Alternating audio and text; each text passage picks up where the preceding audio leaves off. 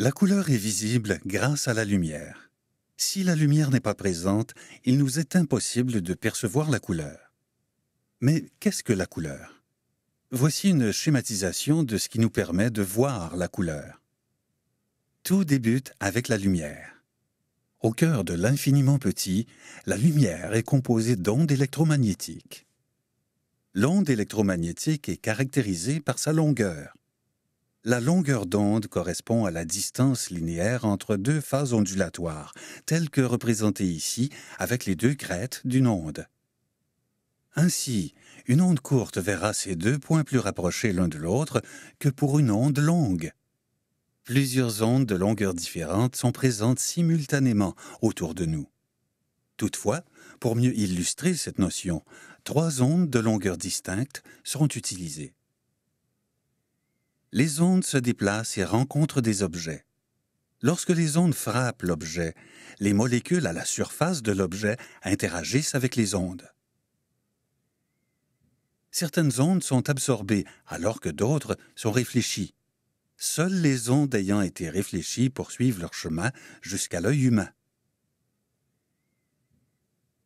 Elles entrent par la pupille, traversent le cristallin, l'humeur vitrée et frappent la rétine. Sur la rétine se trouvent plusieurs millions de cônes qui se divisent en trois types. Ce qui distingue les différents types de cônes est leur sensibilité à une gamme particulière de longueurs d'onde. Certains réagissent aux ondes courtes, d'autres aux moyennes et d'autres aux longues. Ici, les ondes sont de longueur moyenne. Ce sont les cônes étant le plus sensibles à cette longueur d'onde qui réagiront de manière plus importante. Les cônes vont transformer les ondes en influx nerveux, qui sera transporté jusqu'au cerveau par le nerf optique. Le cerveau interprète l'information et génère une sensation colorée. Les ondes de longueur moyenne sont interprétées comme étant une tonne de vert. Si les ondes parvenant à l'œil sont courtes, les cônes sensibles à cette longueur d'onde vont réagir et la sensation colorée produite donnera une teinte de bleu. Et si les ondes sont longues, c'est une sensation de rouge qui sera produite. Rappelons que ce sont les propriétés spécifiques aux molécules à la surface de l'objet qui permettent à différentes longueurs d'onde d'être réfléchies jusqu'à notre œil, nous permettant de percevoir différentes sensations colorées. Par conséquent, toute une gamme d'ondes entre simultanément dans notre œil. Plusieurs cônes réagiront à différents degrés et le cerveau interprétera ces informations en générant un mélange de sensations colorées. Par exemple, lorsque des ondes courtes et longues parviennent à l'œil et que les deux types de cônes sensibles à ces longueurs d'onde réagissent, le cerveau génère une sensation de magenta. Ainsi, différentes longueurs d'onde produisent différentes sensations colorées. Voilà donc comment il est possible de percevoir différentes teintes. La correspondance entre les longueurs d'onde et les couleurs se retrouve sur ce qu'on appelle le spectre visible. Le spectre visible correspond aux longueurs d'onde perceptibles par l'œil humain, mais il ne s'agit que d'une infime partie des longueurs d'onde possibles. Le spectre visible fait partie du spectre électromagnétique comportant toute une gamme de longueurs d'onde invisibles pour l'œil humain. On y retrouve notamment les rayons X, les rayons ultraviolets, les rayons infrarouges, les micro-ondes et les ondes radio.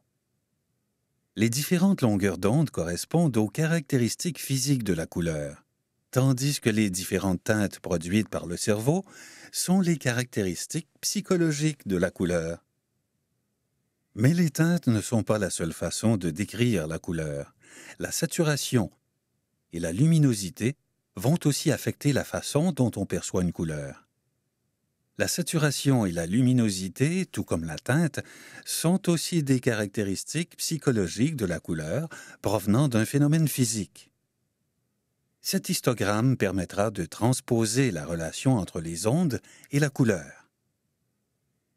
Sur l'axe horizontal se retrouvent les différentes longueurs d'onde, tandis que l'axe vertical nous renseigne sur la quantité présente pour chacune de ces longueurs d'onde. L'histogramme nous indique quelle longueur d'onde est présente et en quelle quantité. Comme mentionné plus tôt, plusieurs longueurs d'onde sont en fait présentes et réfléchies simultanément. La plupart du temps, les ondes sont présentes en différentes quantités, mais il y a souvent une dominante. La dominante de l'histogramme nous renseigne sur la teinte. Or, l'histogramme nous renseigne aussi sur la saturation.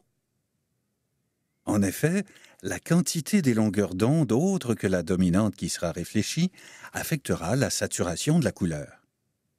Plus la quantité des longueurs d'onde autres que la dominante est élevée, moins la couleur sera saturée. Si toutes les ondes sont présentes en même quantité, on perçoit une tonalité de gris. À l'inverse, moins il y a d'autres longueurs d'onde présentes, plus la couleur sera saturée.